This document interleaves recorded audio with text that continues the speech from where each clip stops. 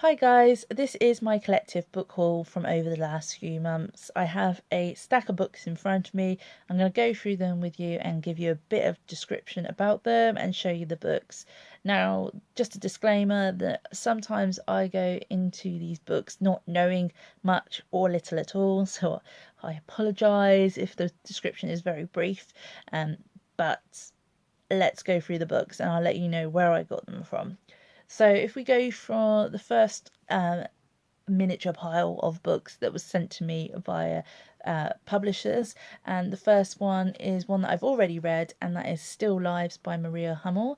So this was sent to me by Quercus Books. This is all about a woman who paints 12 women who have been murdered in the Los Angeles area. On the night of the exhibit, she doesn't show up and goes missing, and an investigation ensues. So this is it's quite a good book. The writing style is very fast paced and easy to read, but there were some problems with it that I had. So I will let you see my November wrap if you want to know more about it. So that's that one. The next one that I received from Readers First is a non-fiction memoir, and that is The Travelling Vet by Jonathan Cranston. So Jonathan Cranston is vet in Gloucestershire. He treats cats, dogs, cows, pigs, but he also has travelled throughout the world and has treated some bizarre and extraordinary animals, and this is his account of the animals and the situation that has arisen. So the first one that I managed to read was about an armadillo that comes into the veterinary surgery. He wasn't aware that it was an armadillo. He just turns round and there it is on the table, and he's been asked to put a microchip into the armadillo. Obviously he has no idea where to go and he Googles it. So it is quite a funny book, and I'm really looking forward to reading this quite soon. The next book that I had picked up, this one was for the charity shop. It was going really cheap. I have watched the movie even, and that is The Water for Elephants by Sarah Gruen. I watched the film a few years back, so I'm a bit rusty on what this is actually about, but I believe that this is about a man that I think he loses his job and decides to skip town, so he jumps onto a train and gets sort of caught up within a travelling circus.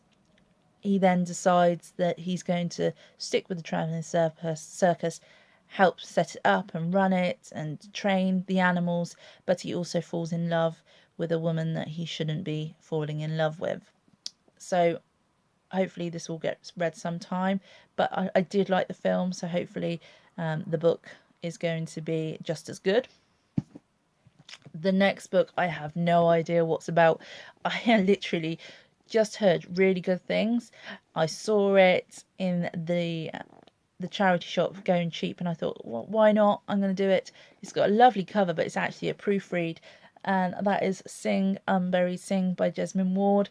This has won the National Book Award, so I have heard good things about it. All I know that it is told from the perspective of a 13-year-old boy, and other than that, that's it. So I do apologise. Let me know if you've read this, if it's any good, if I should put this at the top of my TBR pile. But yes, I do really like the cover of it, even though it is a proof. The next book that I picked up is a children's book, and that is The Invention of Hugo Cabret by Brian Selznick. This is a beautiful hardback book. It's got gold deckled edges, and it has the most stunning artwork in this book. If I show you. So it consists of mostly art, and then it has small amounts of text which you can read. Now, this was also adapted into a film a few years ago, which I watched, But this follows Hugo. He's a clockmaker and a thief that lives in a train station.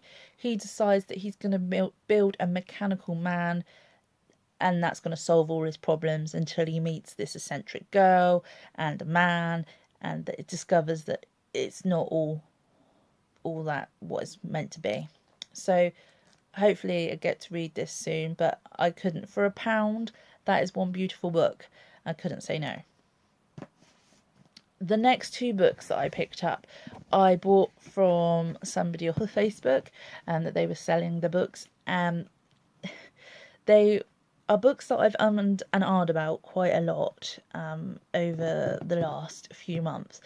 I don't have a great relationship with one of these authors, and one of them I haven't heard too great things about, and I didn't really want to buy it full price.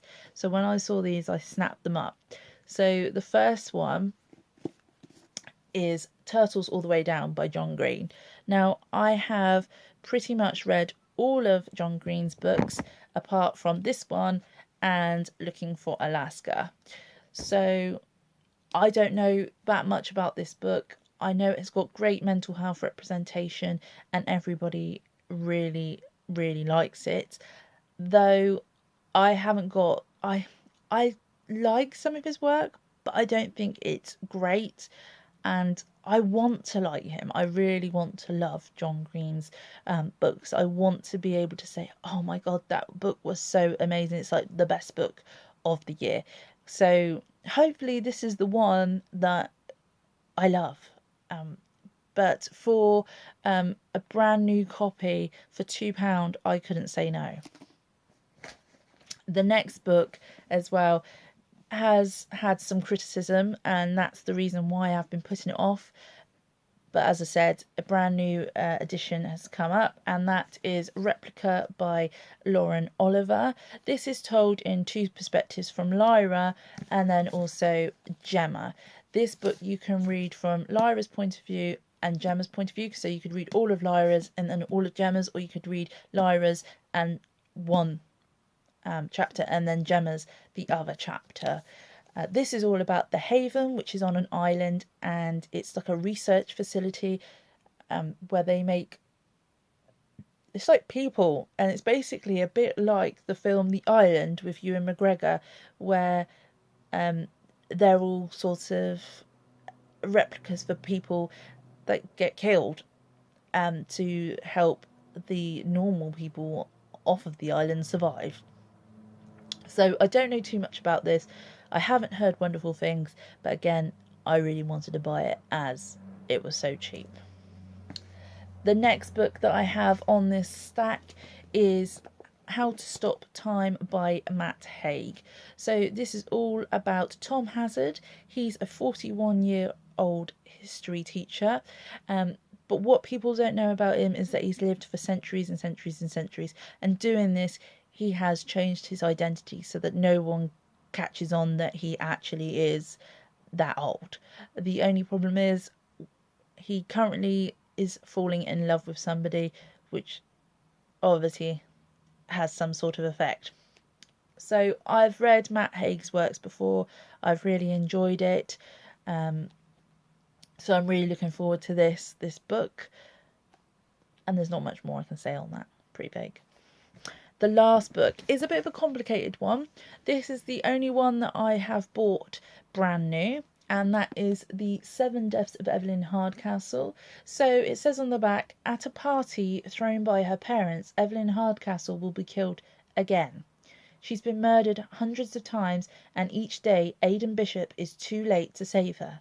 The only way to break the cycle is to identify Evelyn's killer, but every time the day begins again, Aidan wakes in the body of a different guest, and someone is desperate to stop him, ever escaping Blackheath. So this sounds really, really good. I like the idea of this book. Sometimes, though, it can be a little bit repetitive, and I hope that this is not the case. I have heard lots of great things about this book, so I am really excited to read it. So that is all my books that I've recently acquired over the last few months. Let me know what you should read first. Let me know if you've read any of them, And thanks for watching, guys, and hopefully see you again with another video. Bye.